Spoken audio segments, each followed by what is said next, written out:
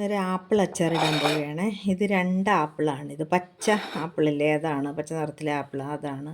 പിന്നെ ഇത് ഒരു 4 പച്ചമുളകുണ്ട്.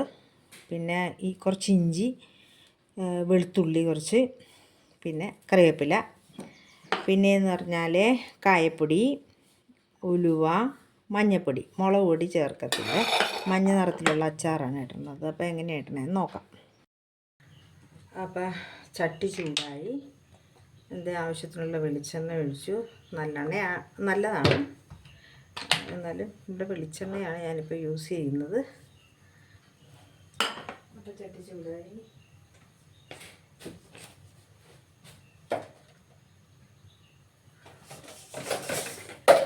ചട്ടി ചൂടായി അതിലേക്ക്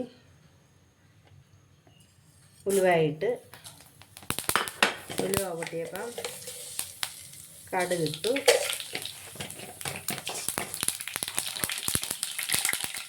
തീ കുറച്ച്. അപ്പം അതിലേക്ക് പച്ചമുളകിട്ട്, വേപ്പിലേക്ക് എന്താ വെളുത്തുള്ളി ഇഞ്ചിയും കൂടി ഇട്ട്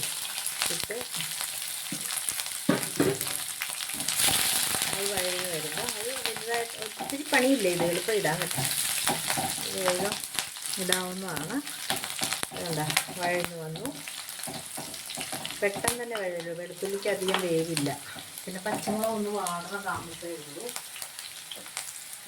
ഇത് സിമ്പിളാണ് ഈ അച്ചാർ, പക്ഷെ നല്ല ടേസ്റ്റാണ്. ബിരിയാണിയുടെ കൂടെയോ എങ്ങനെ വേണമെങ്കിലും കഴിക്കാവുന്ന, ചോറിൻ്റെ കൂടെ ഒക്കെ കഴിക്കാവുന്നതാണ് ഇത്.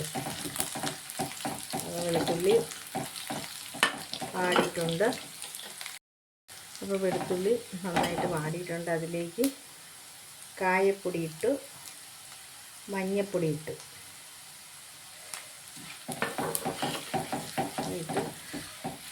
അതിലേക്ക് കുറച്ച് ഉപ്പും ചേർത്തു. എളുപ്പമാണ് ഈ അച്ചാറ്. അപ്പോൾ ഉപ്പ് ചേർത്തു. അപ്പോൾ ഞാനിത് ഓഫ് ചെയ്യണേ. ഇനി ഇതിലേക്ക് നമ്മൾ വിനീഗർ ഒഴിച്ചു, ആവശ്യത്തിനുള്ള വിനീഗർ ഒഴിച്ചു.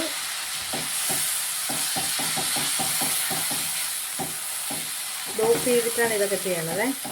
ഇത്രയും വഴറ്റണ താമസം മാത്രമേ ഉള്ളൂ. എന്നിട്ട് ഇത് ഓഫ് ചെയ്തതിന് ശേഷം അതിലേക്ക് നമ്മൾ ആപ്പിൾ ഇട്ട് കൊടുത്തു. ഇത് ഞാൻ ഒത്തിരി പ്രാവശ്യം ഉണ്ടാക്കിയിട്ടുള്ളതാണ്. ഇത് അനേകം ഇത് കഴിച്ചിട്ടുണ്ട് ഞാൻ ഉണ്ടാക്കിയിട്ട്. നല്ല ടേസ്റ്റുള്ളതാണ്. ഇത് ഒരു ഐറ്റം തേക്കാൻ വേണ്ടി ഉണ്ടാക്കണതല്ല, ഇത് നല്ല ടേസ്റ്റുള്ള അച്ചാറാണ്. ഇത് എന്നോട് ആവശ്യപ്പെടുകയും ചെയ്ത് ആപ്പിൾ അച്ചാർ ഇടാനായിട്ട്. അപ്പോൾ ഞാനിട്ട് കൂട്ടിയിട്ടുള്ളവരാണ് ആവശ്യപ്പെട്ടത്. അപ്പോൾ ഇതാണ് അച്ചാർ, ഇത്രയേ ഉള്ളൂ അച്ചാർ.